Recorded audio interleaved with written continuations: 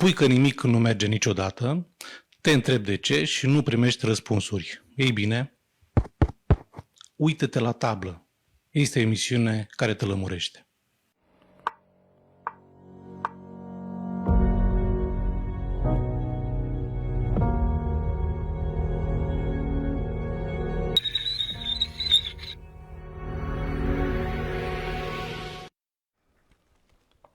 Bună seara, bine ați nimerit la o nouă emisiune la tablă, unde de data aceasta voi scoate un director de școală. Mă răzbun pentru că eram copil și nu avem note mari și am scos la tablă și se uita așa, când îmi știam lecția, domnul sau doamna profesor. Bănuiesc că toți ați trecut prin asta sau doar sunt singurul din România. În fine, vorbim cu doamna director Adina Boar de la școala din Adămuș, undeva la marginea județului Mureș. Da? Bună seara! Bună seara! Vreau să vă întreb cum să le prezentăm oamenilor să nu creadă că e o păcăleală, ce ați făcut la școală acolo? Deci încep prin a spune că dacă veniți în vizită la Adămuș o să găsiți o școală modernă, o școală cum nu sunt foarte multe în județul Mureș. O poate confirma un coleg de-a nostru care s-a lăudat că a lucrat în mai mult de 50 de școli și la Adămuș și-a găsit locul. Și condițiile pe care le avem pentru că în Adămuș, comunitatea locală și-a dat mâna cu conducerea școlii și chiar dacă avem primar de la UDMR, viceprimarul a fost profesor de muzică și împreună cu mine, cu directorul adjunctă și cu toate cadrele didactice ale școlii, am ajuns la concluzia că trebuie să învățăm în condiții moderne. Vă invit cu mare drag să veniți la noi în școală, nu o să vă vină să credeți, este o școală deosebită, avem condiții normale, deci nu sunt wow, condiții normale în care ar trebui să învețe fiecare copil din România, fiecare copil din lumea aceasta. Nu contează că suntem de la sat, eu mă mândresc, eu am învățat la școala din Adămuș, am terminat acolo 8 clase, pe urmă am fost la Târnăveni, m-am întors ca dascăl în satul natal și consider că datoria mea față de satul meu, față de comunitate, este să rămân acolo și să mă implic trup și suflet. Și cred că asta și fac. Pentru că am avut ocazia să rămân la Târnăveni, am lucrat la una dintre școlile din Târnăveni, dar locul meu este acolo. Copiii de la Adămuș au nevoie de oameni ca mine și de oameni ca și colegii mei. Să știți că eu o spun cu mândrie, suntem un colectiv de cadre didactice foarte bine pregătite, unite și nu am fi ajuns la școala și la rezultatele pe care le avem dacă nu am fi fost un colectiv unit. Le mulțumesc colegilor mei, le mulțumesc învățătorilor, educatorilor și tuturor profesorilor din școală că sunt alături de mine și am înțeles că este nevoie de multă muncă. Dascăl nu se face oricine. Este o vocație. Dacă nu-ți place ceea ce faci, te lași de meserie. Și eu vreau să spun că iubesc meseria de dascăl și de mic copil mă jucam cu păpușile de a școală. Întotdeauna mi-am dorit să fiu învățătoare, pe urmă pretențiile au fost mai mari, am ajuns profesor, pretențiile au fost și mai mari și am ajuns Ați devenit director. mamă, după aia ați devenit bunică și Mamă, urmează bunică, străbunică, în curând ce mai mamă, facem? bunică și la un moment dat am hotărât că este... Am mai fost director și în urmă cu 10 ani, deci am mai fost odată director. Acum de cât timp sunteți? Acum sunt director de 4 ani, de la ultimul concurs și pe ocazia asta vreau să felicit și inspectoratul școlar pentru concursul pe care l-a organizat atunci, un concurs pe bune, și pentru toată relația care există acum în inspectorat între inspector și director. Deci Dar înainte n-a fost pe bune? A fost și n-a fost, sincer. Bine, atunci să trecem la lucruri. Eu nu vă cred, trebuie să vedem imaginile. Dacă ne ajută Cătălin, vom vedea și școala în care spuneți că e ceva normal, așa trebuie să fie în toată țara, dar sigur ne va ajuta Cătălin în 3, 5, 2, Eu vreau să spun că astăzi, în timp secunde. ce mă pregăteam să vin aici, am găsit o lucrare de control. Să știți că și eu primesc lucrare de control de la elevii mei. Au avut ca temă, la un moment dat, să descrie satul Adămuș. Una dintre elevele mele îl are pe tatăl ei, Ondraș Bordi, profesor de geografie la noi în școală, și a făcut o compunere foarte frumoasă despre satul Adămuș. Am citit-o în clasă și pe urmă am dat lucrare de control. Eu am aici un -10 primit de la elevii mei și în 2 minute o să vă citesc ce am reținut eu din compunerea copiilor. Satul Adămuș se află situat în județul Mureș, pe malul stâng al Târnavei Mici. Este locuit încă din secolul al XV-lea, în prezent este locuit de aproximativ 2000 de locuitori. În Adămuș locuiesc români, maghiari și romi. Locuitorii s-au ocupat cu agricultura în trecut, în prezent locuitorii satului se ocupă cu diferite activități economice. În Adămuș sunt 5 biserici, ortodoxă, greco-catolică, romano-catolică, unitariană și reformată. Cea mai importantă clădire este Biserica Unitariană, care datează din anul 1518. În trecut, satul Adămuș era locuit și de evrei, polonezi și sași. În Adămuș, populația este îmbătrânită pentru că foarte mulți tineri au plecat în străinătate. Avem în centrul comunei un stejar de peste 400 de ani. Școala și grădinița sunt modernizate. Deci este compunerea unui copil din care și eu am învățat cum au văzut ei satul Adămuș. Câți ani are copilul? Copilul are 10 ani. Scrie foarte bine și am văzut destul de citeț. Vom vedea acum cum arată școala. Sau ne uităm degeaba? Nu.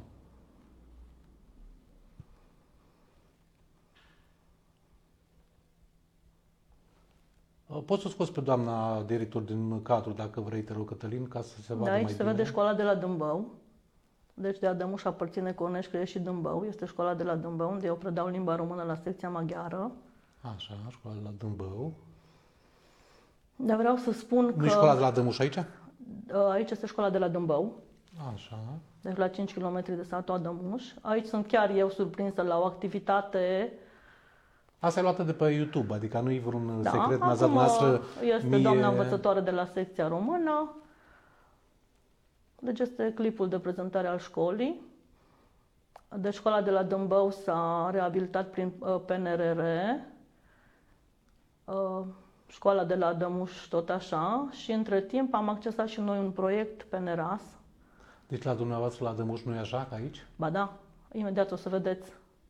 La fel de frumos este și la Dămuș. Deci aici sunt imagini de la școala din Dâmbău. Cătălin, se aude ce vorbește doamna? Perfect, mulțumesc.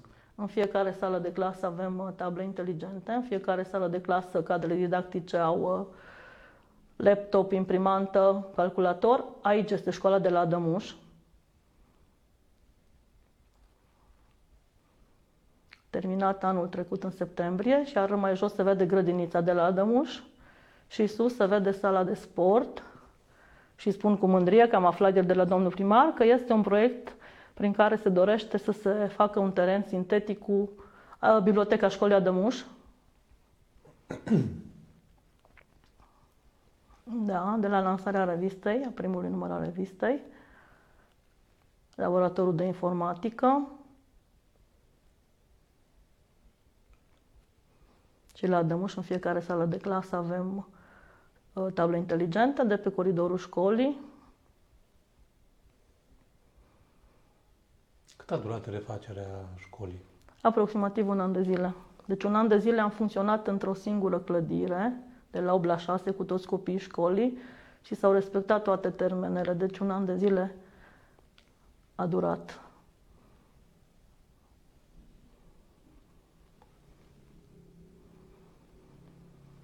E foarte interesant. Aici, dacă o să-l rog pe Cătălin să-mi facă un prim plan pe reviste. Aici avem primul număr și al doilea al revistei Clădim Caractere. Deci v-ați gândit să scoateți o revistă acum sau e un proiect mai vechi? Încă în anul 2010 am avut la nivel de școală Adămuș și am și eu. La vremea respectivă, revista se numea Lumea Copiilor. Stați să vedem dacă poate face să mai apropie un pic colegul meu Cătălin. Nu, se vede mai bine Lumea Copiilor, asta de acum 10 ani. Deci revista este din 2010, tot astăzi când mă pregăteam să vin, m-am răsfoit printre... Dar bineînțeles că acum revista pe care am realizat-o este la un nivel mult mai elevat, dar totuși am mai avut și în 2010 o revistă. De fapt, ce ne-am gândit noi? Toate activitățile pe care le facem la nivel de școală să fie surprinse undeva, pentru că știm că... Să rămână. Să rămână. Și colegii... pe internet care poate fi șters cu... Eu, de exemplu, personal, m-am gândit, deci în primul număr al revistei L-am prezentat pe domnul primar, domnul viceprimar, a avut câte un articol, eu, doamna director adjunct, avem creațiile elevilor. Adică și i-a speriat un pic ca să vă susțină nu i-am speriat, că au făcut-o din plăcere. Nu speriat, periat. A, periat. Nu e cazul să fie periat. Să vă spun, fata domnului primar mi-a fost mie elevă și a ajuns un medic renumit și chiar mi-amintesc că la lansarea revistei, pentru că noi așa facem, la lansarea revistei invităm toți oamenii care au scris articole. Și domnul primar a spus că îi face o deosebită plăcere pentru că și dânsul a terminat la școala din Dâmbău și face o deosebită plăcere pentru că el a avut ocazia să modernizeze școala la care cândva a învățat și fata lui era o elevă de nota 10, am avut o elevă la română și a ajuns un medic renumit și chiar în ziua respectivă își dădea rezidențiatul. Deci toți suntem ca în aceeași vârstă, în jur de 50 de ani, toți avem copii care au învățat la aceste școli. Și spuneam că se dorește ca această revistă să continue. Și eu, ca profesor de română, ca om al satului, m-am gândit așa, în fiecare număr o să găsesc un om al satului, o personalitate, căruia o să iau un interviu. Am văzut interviul din al doilea număr, nu spuneți pe ce e vorba, poate nu se uită ceilalți colegi ai mei, pentru că vreau să fac un interviu cu domnul doctor. Așa, deci Mi se pare o poveste senzațională. Primul invitat a fost medicul de familie al satului, care a lucrat în Adămul mai mult de 50 de ani. Așa, și acum am pe listă cel puțin 10 persoane. Dacă nu, doamna, nu mă las să mai fac un subiect. Am pe listă încă 10 persoane, oameni de bază ai satului, pentru că să știți că sunt foarte mulți oameni neștiuți de nimeni care și-au lăsat amprenta în bine asupra comunității noastre.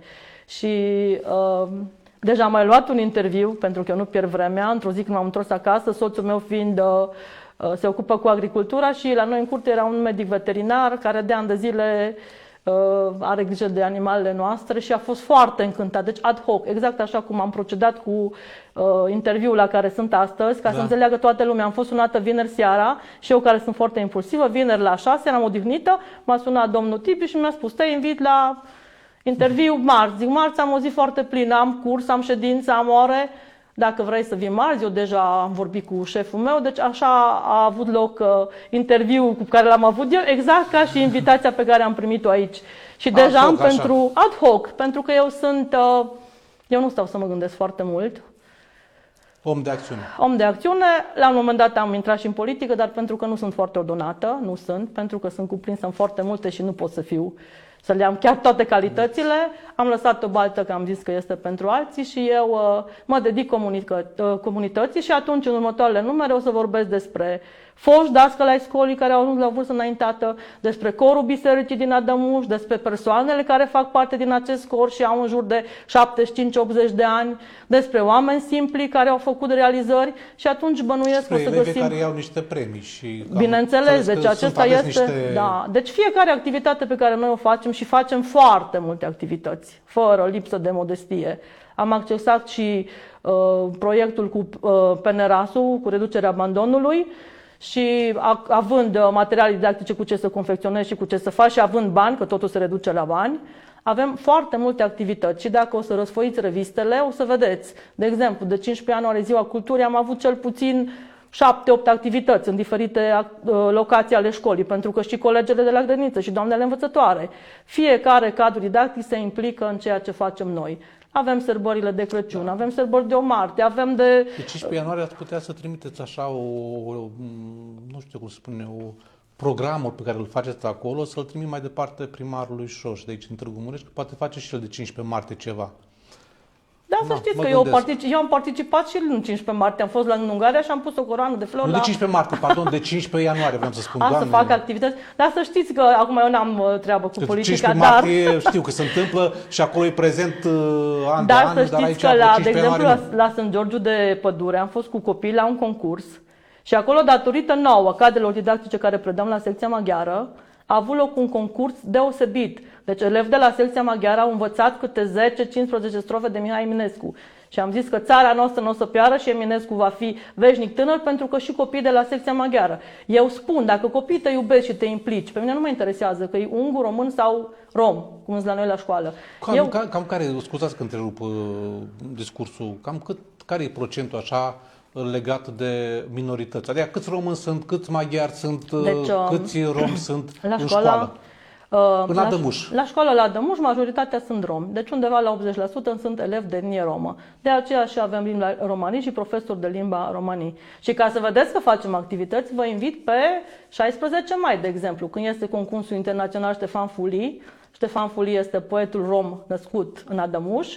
Când delegația de la Târgu Mureș, formată din 30-40 de elevi participanți la concurs, domnul inspector și comisia, vor veni la noi la Adămuș, vom merge împreună cu domnul primar, cu domnul părinte, la casa în care a locuit Ștefan Fulii și pe urmă vom merge și vom depune o coroană de flori la mormântul acestuia. Deci dacă avem elevi de etnie romă și Ștefan Fulii este al nostru, merită să-l promovăm. Și dacă o să vă uitați și în revistă, o să vedeți că avem un articol foarte interesant despre acest poet de etnie romă. În primul număr, Ștefan Fulii, este articolul scris de colegul nostru de limba romanii, Dodoșiu. Deci la Adămuș avem 80% romi, restul români, putem spune că românii sunt minoritari. La Dâmbău, școala structură, sunt elevii de la secția maghiară, unde eu predau limba română și asta vreau să spun, că dacă eu, ca dascăl de română, îmi fac meseria cum trebuie și copiii mă iubesc, nu contează că este 1 decembrie, că este 15 ianuarie, eu cu aceeași plăcere organizez activități și copiii, pentru că îndrăgesc limba română, învață poezii sau compun chiar ei. Și acum, dacă o să deschideți acolo, să vedeți copil de la secția maghiară, ce articol frumos a scris sau ce scrisoare și-a imaginat că scrie lui Mihai Eminescu. Deci totul ține de omul care este în față, care este la tablă. Pentru că am avut și o parte și de directori care nu s-au comportat chiar cum trebuie și eu încerc să mă comport, pentru că este un proverb, să fii om e lucru mare, să fii domn e o întâmplare. În orice meserie, dacă ești om și îți faci meseria cu demnitate, și nu trebuie decât să respecti un simplu proverb. Ce ție nu-ți place, altea nu-i face. Da. Cătălin, te rog, mai punem parcă avem niște imagini cu școala din Adămuș, din mai luminoase așa. Se poate? Păi e video sau poze? Pozele. Da, pozele, te rog. Deci vreau să vedem când apar fotografiile, nu știu în cât timp se va întâmpla asta, ca să nu vă întreb apar pozele. Da. Poți să scoți pe doamna, te rog, din cadrul, Cătălin? Aici sunt copii făcând activități, cred că este de Mihai Eminescu, da, o activitate din 15 ianuarie.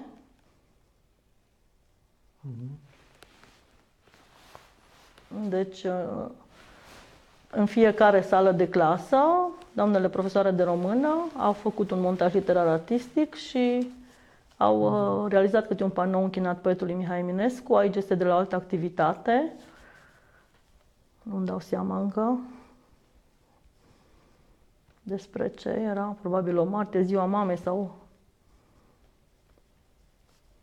Deci foarte multe activități. Putem să oprim. Acum o să organizăm în Școala Verde, pentru că știți că avem Școala Verde. Dar ce înseamnă Școala Verde? Deci o săptămână, 5 zile, elevii sunt implicați în activități extracurriculare, excursii, tabere. De exemplu, noi, anul trecut, într-una din zile, i-am dus în satul Chinciuș, care este la 7 km de Adămuș și efectiv ne-am dus pe jos 5-6 km cu copii și am făcut un picnic undeva la Verdeață și era acolo pepinieră, nici eu n-am văzut până atunci, au venit pădurarii și ne-au explicat ce se întâmplă acolo, am plantat flori în curtea școlii și am făcut o excursie, deci vă dați seama, elevi de etnie romă, 40 de copii, am dus la Giardini di Zoe, am fost cu ei după aceea la Turda, la Salină, au avut plătit drumul, intrările și au primit și un sandwich în ziua respectivă. Cine deci, le-a plătit? Prin proiectul acesta PNRAS, proiectul de reducere a abandonului. Și închipuiți-vă ce curaj am avut că în decembrie, și o spun cu mândrie și le mulțumesc colegilor care au acceptat provocarea, i-am dus pe elevii noștri la Târgul de Crăciun de la Craiova. Wow. Deci am fost cu 40 de copii la Craiova și ne-am cazat o noapte la Râmnicu Vâlcea, ne-am oprit și la mănăstire, am vizitat și Muzeul de Istorie, deci a fost o activitate deosebită. Și dacă Dumnezeu ne ajută și vin banii la timp, probabil că o să mergem. Visul nostru este să ducem pe copii la Iași, în zona Iașului, pentru că mulți dintre ei mai departe de Târnăveni nu au fost și vă dați seama Poate găsim niște sponsori care să... Ce realizare în momentul... cât poate să costă un drum până acolo și sigur va trebui și cazare, bănuiesc că nu se poate. Prin proiectul acesta am prevăzut pentru tabere și excursii și am văzut că pentru că elevii trebuie să ne cunoască pe noi și într-o altă atmosferă. Ei ne știu la școală, facem lecții, predăm română, suntem aspri, dar în momentul în care mergem în excursie, luăm împreună masa, ne plimbăm, suntem și noi mai relaxați și atunci se creează o altfel de legătură între noi și elevii noștri. S-a redus abandonul școlar după ce ați investit și ați făcut lucrurile A rămas astea cam la același nivel. Cam cât e în localitate? Deci, de exemplu, acum din 12 elevi de clasa 8-a, avem 2 elevi care au abandonat școala.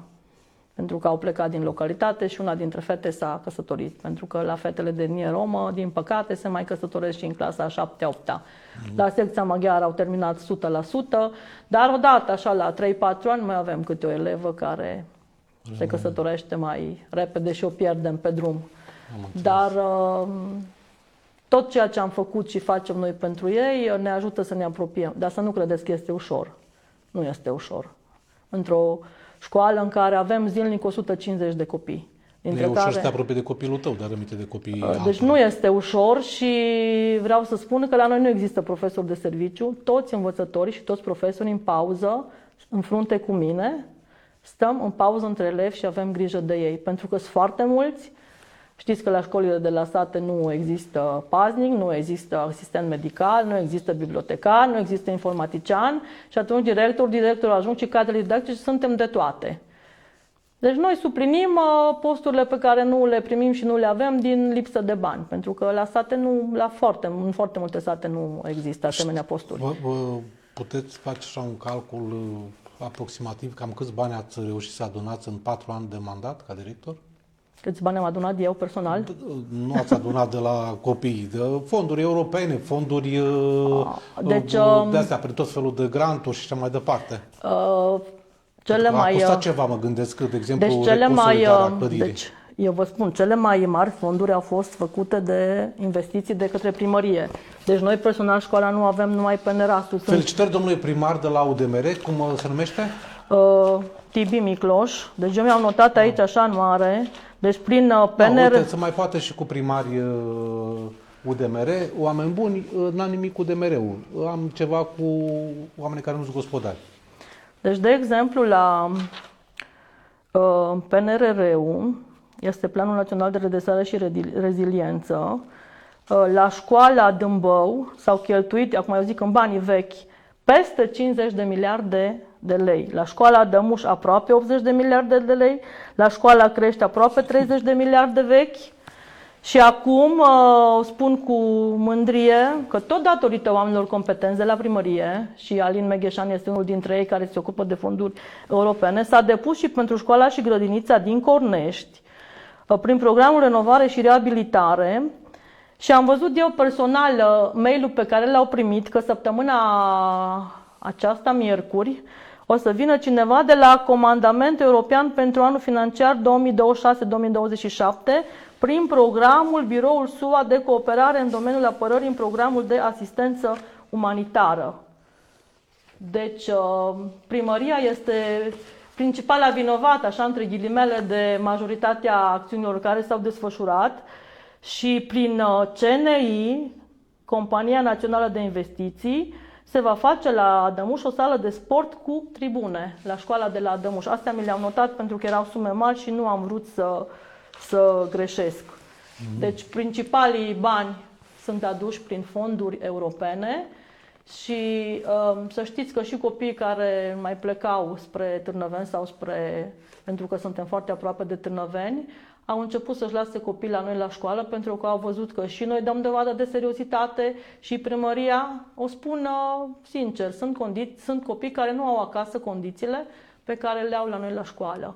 Avem o centrală ultra mega modernă, este cald, este bine, curățenie, ați văzut că avem flori.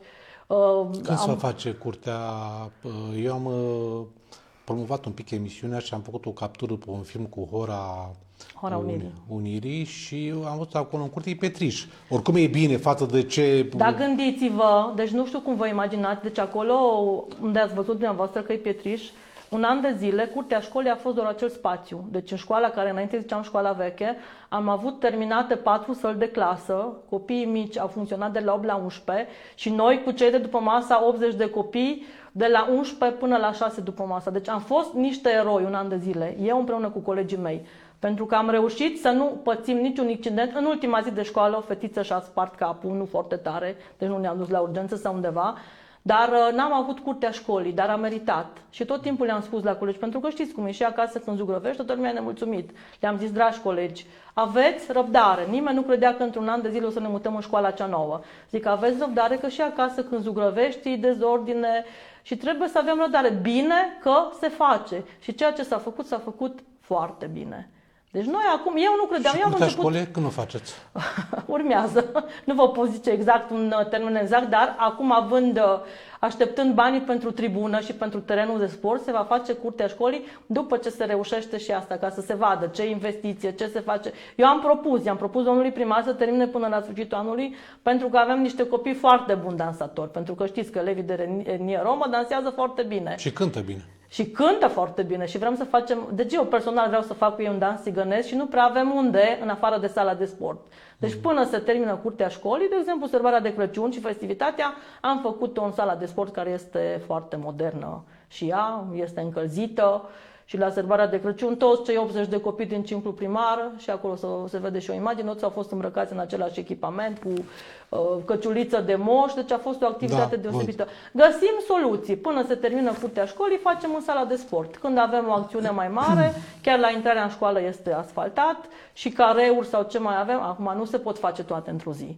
Important ați este făcut că... revistă, ați făcut, trec și la astea, la ce mă interesează pe mine, revistă, site, cont de YouTube, pagină de Facebook, acum lumea merge înainte, nu? Aud că vreți să faceți și post de radio în pauze pentru copii. O să facem și post, dar numai joi s-a aprobat bugetul pe anul acesta. Totul ține de bani.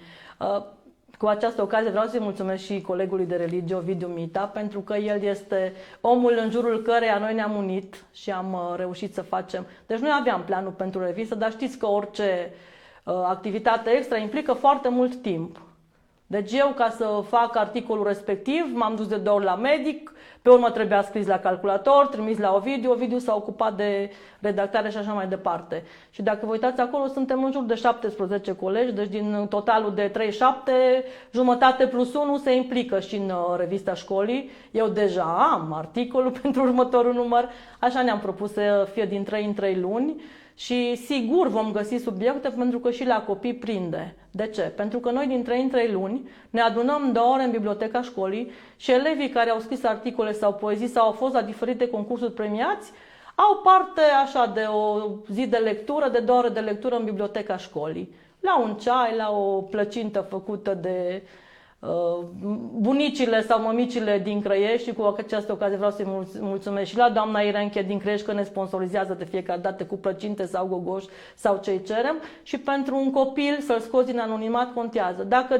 Eu la Selecția Maghiară am 26 de copii. Dacă din 26 de copii, 15 copii participă la concursurile sau la sărbările pe care le organizez, eu sunt foarte mândră, dar vreau să spun că la mine participă toți 26. Pentru că, exact cum spuneți, am scos revista, avem site, o să facem radio și noi ne modernizăm odată cu lumea. Deci trebuie să ținem pasul. În prezent, 17 colegi facem cursul de pedagogie digitală. Tocmai ca să putem face față schimbărilor care apar tot timpul. Copiii, deci eu recunosc, când au apărut tablele inteligente și n-am apucat să facem un curs, copiii care sunt buni la calculator, porniți tabla, intrați, le-am cerut să ne ajute și ei s-au simțit implicați. La fel și cu revista.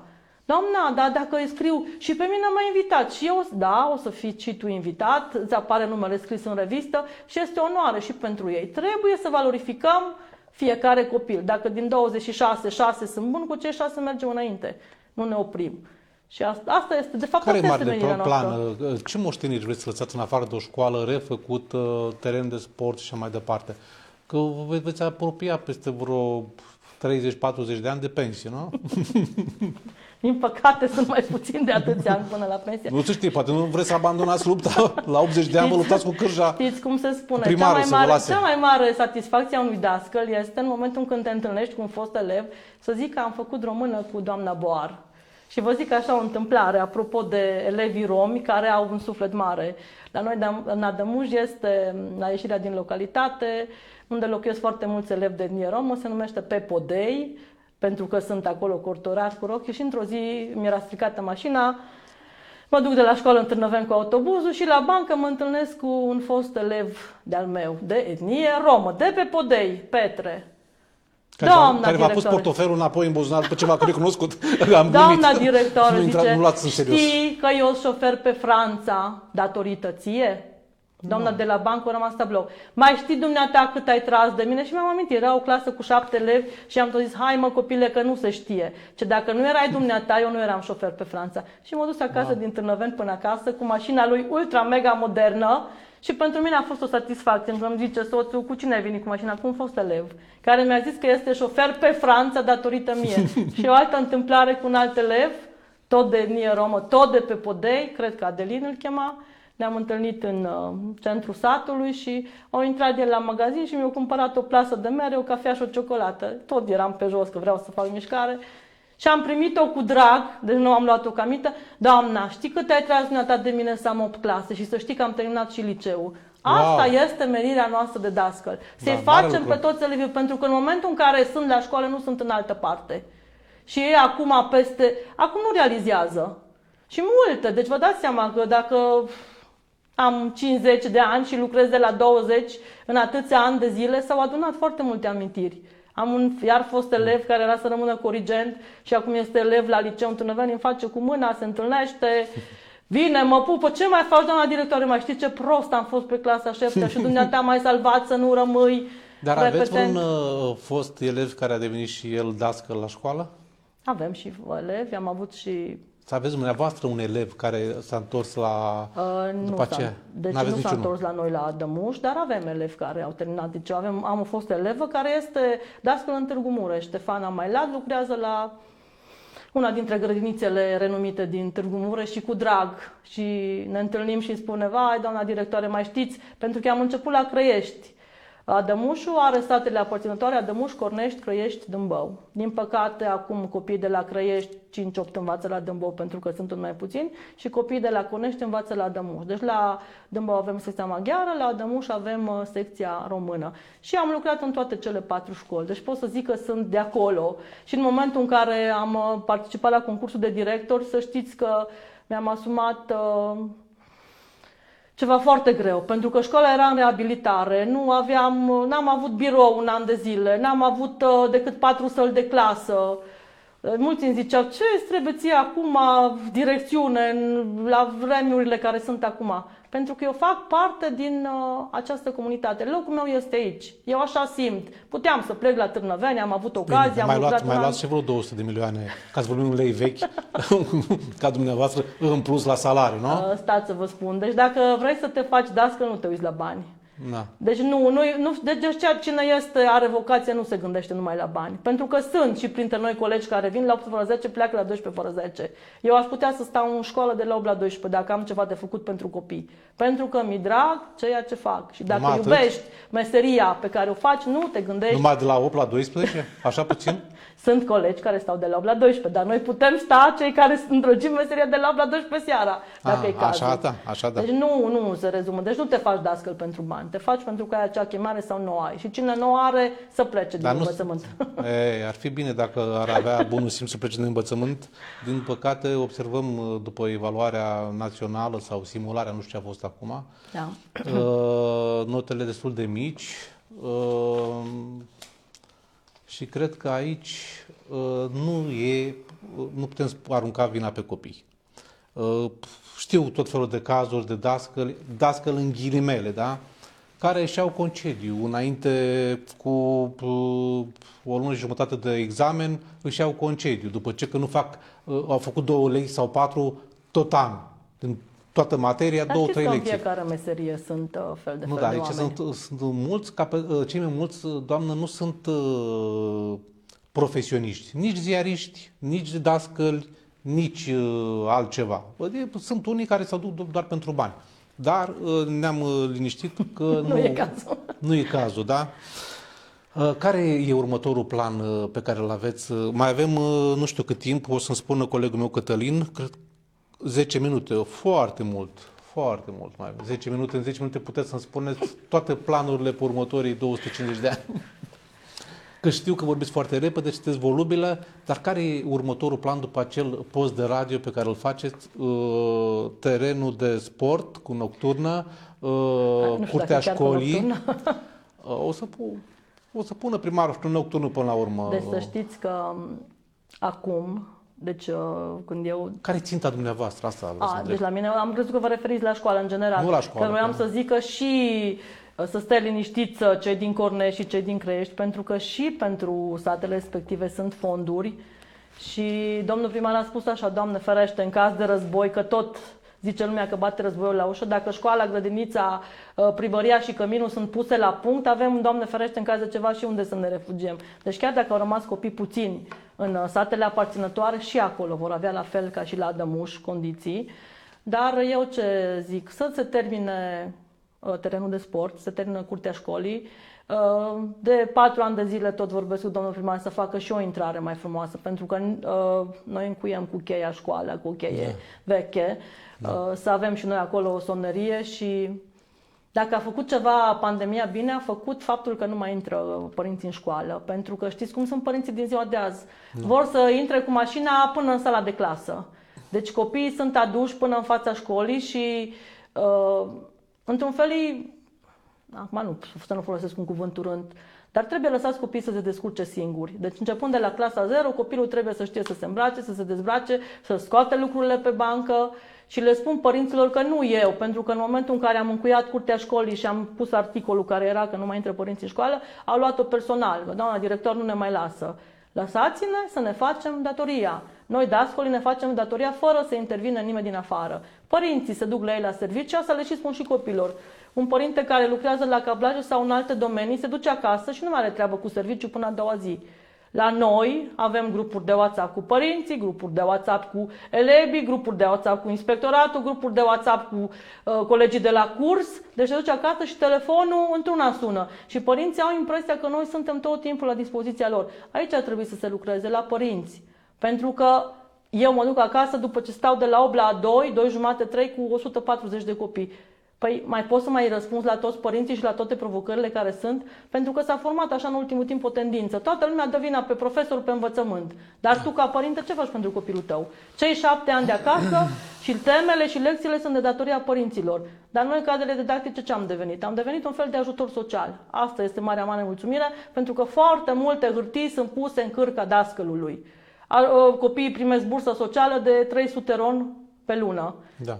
Învățătorii, secretara, directorul, noi facem dosarele. Prin noi se primesc bursele. Părinții noștri nu înțeleg, părinții copilor nu înțeleg că nu eu personal le virez bursa în data de 20. Banii vin de la minister.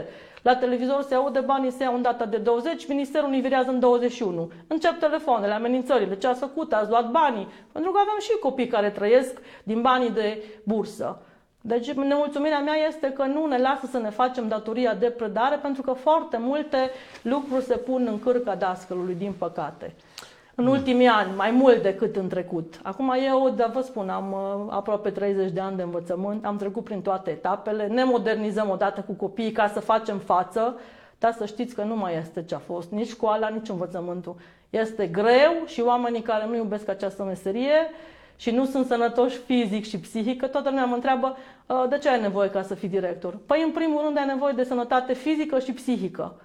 Pentru că dacă nu ai energia necesară, eu nu vreau să vă spun ce program am avut astăzi. Dar puteți să-mi spuneți, că să știe lumea, oricum voi interveni puțin, a fost o mică ambuscadă la mine pe Facebook. Lumea a crezut că doamna Dămuș, care n-a nici măcar cu o sticlă de apă, nu mai spun de pălincă sau ceva, probabil știe că nu beau, m-a urmărit, ar fi venit cumva cu un interes ascuns. De fapt, eu când iau șpagă, dau mită, ca să mă exprim așa, elegant. Am vorbit cu colegul care m-a invitat de mai multe ori la emisiunea lui One to One, podcastul lui, Ovidiu Mita, care e profesor la școala Adămuș, și l-am întrebat dacă poate să vină la emisiunea de-a mea și mi-a spus nu, că fac revista și uite ce școală drăguță și nu știu ce. Acum îi sunt dator cu o cafea, apropo de mită și de șpagă, așa, pentru că mi-a prezentat acest subiect. Ei, a stârnit mare scandal pe Facebook pentru că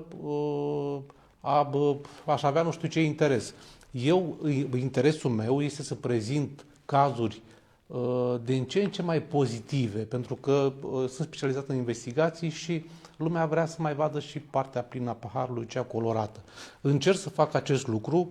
L-am chemat pe primarul de la Hoghilag, o să mai chem câțiva primari și câțiva de care am dat întâmplător sau am auzit întâmplător și nu contează partidul și nici nu e vorba de vreun interes financiar, ci doar pur și simplu de bucuria de a împărtăși cu telespectatorii și cu cei care sunt online aceste realizări care pot inspira și pe ceilalți să facă ceva, să nu mai spună nu se poate. Cum se poate? Cum ați făcut, doamnă? Spuneți-mi mie cum ați făcut. Să vă spun, programul zilei de astăzi. Așa, să luăm pe astăzi, că pe 1 aprilie, că și nu e o păcăleală. Deci eu de la 8 la 2 am o oră de predare astăzi la secția maghiară, dar între timp am participat și la o ședință online cu CCD-ul, Casa Corpului Didactic, despre cursul de pedagogie digitală. Am avut în școală și o inspecție de grad. Am ajuns acasă la 3, de la 4 la 6 am intrat la un curs. După aceea m-am pregătit Învățați în continuare, nu vă lăsați. Învăț în continuare. De la 6 m-am pregătit să vin la Mureș și pe mașină am fost conectată tot timpul la curs. Era ziua mea cea mai încărcată. Ziua de marți. Ziua de marți și ziua de joi. Deci am primit un telefon de la dumneavoastră vineri după masa. Am zis să mă consult cu vineri. Nu era în jur de 5-6, eram foarte odihnit atunci. Cred că dacă eram așa obosită ca după masa aceasta, poate că aș fi spus nu. Și m-am consultat cu soții. Zic, dacă vii cu mine la Mureș, pentru că este totuși târziu să plec, n-am de ce să nu mă duc, pentru că sunt foarte mândră de școala Adămuș, de colegii mei, de comunitatea locală și numai cine nu vrea nu vede ce s-a întâmplat în Adămuș în ultimii ani. Nu contează că primarul e ungur, că viceprimarul a fost profesor de muzică, coleg cu noi. Nu contează. Ei s-au străduit să ne ofere nouă condițiile pe care le avem. Și colegii mei au înțeles că noi trebuie să facem față generațiilor care vin. Nu mai merge, nu mai poți intra în clasă. Facem față, doamnă generațiilor, da, pentru că dumneavoastră văd că sunteți foarte curajoasă așa și vă aruncați că faceți față. Nu vreau să vă zic porecla mea. Vine taifunul, îmi zic copiii când intru. Înseamnă că știu ce înseamnă taifun. Da. Deci facem față cu greu, pentru că tot timpul trebuie să ne perfecționăm și noi să nu mai merge. La un copil nu mai poți să strici, că nu mai stă drept, nici copilul, nici adultul. Nu mai este generațiile care aveam noi, că o luam în palmă și nu mișcam în timpul orelor. Trebuie să fim și noi flexibili, să facem față. Deci eu la 50 de ani trebuie să știu să lucrez cu tablele inteligente, cu calculatorul, cu ați spus că de 50 de ani ca și cum ați avea 100 de ani. Asta e adevărul, pentru că în alte meserii nu ai nevoie de atâtea. Deci nu vă închipuiți câte cursuri am făcut. Deci toată lumea zice că te duci de la 8 la 2 la școală. Păi eu am credite, cred că transferabile 200 de puncte sau nu știu câte. Deci dacă vrei să faci față, trebuie să mergi cu lumea înainte. Exact, neologismele care intră într-o limbă sunt cuvinte care denumesc lucruri noi. Trebuie să facem față la Facebook, la TikTok, la toate aplicațiile care sunt. Și ce vă spun, pentru că noi nu avem psiholog, acum avem cu o jumătate de normă o doamnă care vine de la Târgu Mureș 2 zile, noi ne uităm și pe TikTok, ne uităm la jocurile periculoase, la dirigenție sau în careu le prezentăm copiilor ce este periculos pentru ei. Ce se întâmplă la dumneavoastră în școală? Copiii vin cu telefonul în timpul orelor? Nu, deci înainte să fie legea asta să le luăm telefoanele, deci de 4 ani de când sunt director, noi la începutul zilei le luăm telefoanele, le încuiem în sala de clasă într-o cutiuță și le primesc la sfârșitul zilei. Mai avem câte unul care mai fentează, pentru că totdeauna este au două telefoane, unul lasă au două așa. telefoane sau vigilența profesorului este înșelată, dar sunt cazuri rare. Nu, deci de 4 ani de zile copiii nu mai folosesc. Dacă eu la ora de română aveam nevoie, luăm telefoanele, avem un responsabil, descuie ia telefonul, folosim, le încuie. Le ajunge cât stau acasă pe telefon și pe calculator, măcar la școală să ne mai deconectăm de așa ceva. Eu vreau să vă spun că vă mulțumesc pentru oportunitatea de a fi astăzi aici. Nu am dat nicio mită la nimeni. Îi mulțumesc colegului Ovidiu, vă mulțumesc dumneavoastră. Ovidiu Mita, precizați Ovidiu Mita. Ovidiu Mita se numește. Le mulțumesc colegilor că mă susțin și că fac față, pentru că știu că nu este ușor câteodată, pentru că nu toți au același temperament cu al meu. Asta este, trebuie să facă față provocărilor pe care eu le arunc Și eu am speranța că totul va merge spre bine, pentru că majoritatea colegilor mei sunt ca mine. Nu știu, eu sper să fiți nu știu, o inspirație și pentru ceilalți directori de școală din județ. Până am auzit că ar mai fi și alte școli în județ. Sunt destul de multe, să știți, că noi ne întâlnim directori între noi și ne consultăm. Deci sunt foarte multe școli de la stat și foarte mulți colegi directori care au accesat fonduri, care s-au implicat, pentru că altfel nu ai cum să faci față. Nu știu, eu când trec prin tot felul de localități din Mureș, eu văd așa o paragină generală încât și recunosc, n-am văzut nicio școală ca dumneavoastră până acum, cel puțin în poze și în filme, n-am văzut. Am văzut doar dărăpânături și atunci evident că mi s-a părut ceva spectaculos. Dacă știam că sunt așa de mulți, nu mai chemam. În fine, m-a păcălit Ovidiu de asta. Eu am predat și la Cloiești, unde erau teracote și ne duceam lemnele de acasă să fie cald în clasă. Deci am trecut prin toate etapele, să știți, și ca elevă... Cu sacoșa de lemne ca să încălziți... Da, au fost și vremuri din alea, ce credeți, că numai bine a fost... Deci am ajuns acum la condițiile normale, dar am trecut prin toate etapele. Deci vorbim cu colegele de o vârstă cu mine și nu credeam că noi, generația noastră, o să ajungem să mă pot duce iar. Deci noi trebuia să mergem îmbrăcați la școală. Noi nu puteam sta iarna. Cum era pe vremea dumneavoastră când erați școală, când eram elevă? Da. Acum ce să zic, eu eram elevă. 1-4. Eram elevă premiantă și bun, erați premiantă, dar cum era școala? Asta vreau să spun. Școala era, deci școala era cum era pe vremea lui Ceaușescu. Cum să fie? Nu era căldură, se mai lua curentul, învățam la lampă. Eu personal am învățat la lampă cu petrol în foarte multe seri. Așa era atunci, se lua curentul și nu aveam curent de 3 ori pe săptămână. Condițiile din școală erau condițiile care erau în toată România. Cu gazul se dădea de la 7 la 9, aveam voie să aprindem focul, mai aprindeam câteodată și noi mai fântam pe domn director că nu era frig, dar acum nu mai este cazul pentru că avem, toate sunt la superlativ. Și vă aștept cu drag la noi în școală, dacă vreți să veniți neanunțat, să vedeți ce se întâmplă, dacă vreți să veniți la o activitate extra, să vă convingeți că ceea ce am spus eu sunt... E departe, doamnă, eu de-abia mă mișc de aici colo până... Păi dacă eu am venit... Glumesc, dacă eu am venit, nu poți zi arhiplină. Mai încolo e Blajul, nu? Da, la 20 de Mie îmi place să mă duc mult în Blaj, pentru că este un exemplu pe care îl dau permanent. Deci dacă eu am venit după o zi plină de atâtea activități, puteți și dumneavoastră să veniți la noi. Eu când o să trec prin Adămuci, când o să mă duc la Blaj, e un oraș preferat, unul dintre ele din România, foarte puțini sunt. E foarte curat, știți, da? E ceva senzațional ce a putut să facă primarul de acolo și îl dau mereu exemplu, exact cum îmi dau exemplu Miercurea Ciuc, chiar și Copșa Mică. Și Alba Iulia. Alba Iulia, cum s-a făcut. Deci acolo am spus că trebuia să mai primească un bonus constructorii pentru că au făcut o cetate senzațională. Anul trecut, pentru că ne-am dorit să mergem la Blaj, ne-am dus cu 40, 50, aproape toată școala, ne-am dus cu trenul la Blaj. Și am venit pe jos de la Dâmbău până la Dămuș cu copii, a fost ceva deosebit.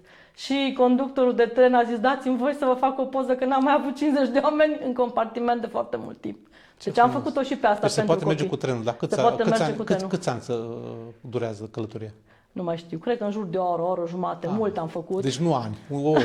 Ore. 17.000 de pași am făcut în ziua respectivă, pentru că am vizitat Câmpia Libertății și alte. Și asta datorită colegilor pe care, știți cum e la noi, fără echipă nu faci nimic. Sunteți o familie mare. Avem o colegă se ocupă cu fotografiile, colega de istorie geografie se ocupă cu obiectivele pe care le vizităm, o altă colegă se ocupă cu hârtiile pe care trebuie să le facem pentru o excursie. Deci am reușit în timp să Aveți creăm... și o colegă arbitru, am văzut aici avem articol. De toate, avem de toate. Fotbal, avem colega de sport Reco care s-a integrat. Un iubitor de fluturi aici văd. Avem și să știți că prin această revistă ne cunoaștem și noi între noi colegii, că nu avem timp efectiv, pentru că în pauză ne bem cafea, ne mâncăm sandwich între copii și prin această revistă... O să faci și o cantină acolo la școală? Nu știu, chiar nu știu. Implică alte costuri, ar trebui angajați alți oameni, altă mâncare de pește, dar s-ar putea. Dacă, domnul primar chiar m-a invitat zilele trecute să vedem dacă nu facem masa caldă pentru elevi, dar deocamdată sunt sistate fondurile. Ar fi frumos. Eu vă mulțumesc tare mult. S-a încheiat timpul nostru de emisii și nu putem să stăm foarte mult, că ne dau afară și de la CNA, din grilă. Vă mulțumesc frumos pentru prezență. Mă bucur să întâlnesc cu un așa director cald și vioi, să spunem așa, care taifunul vine și rezolvă. Sper să mai văd și alte școli și să chem oameni, dacă aveți, dragi telespectatori, dacă aveți idei, nu știu, ați văzut o școală, vreo primărie, vreun oraș, vreun sat din județul nostru care e spectaculos, are ceva special, vă rog frumos să scrieți la comentarii și eu mă duc acolo sau îi chem pe oameni aici în studio să vorbim despre cum au reușit. Vă doresc o seară bună, mulțumesc din nou. Mulțumesc și eu, seară plăcută. Spui că nimic nu merge niciodată, te întrebi de ce și nu primești răspunsuri. Ei bine, uită-te la tablă. Este o emisiune care te lămurește.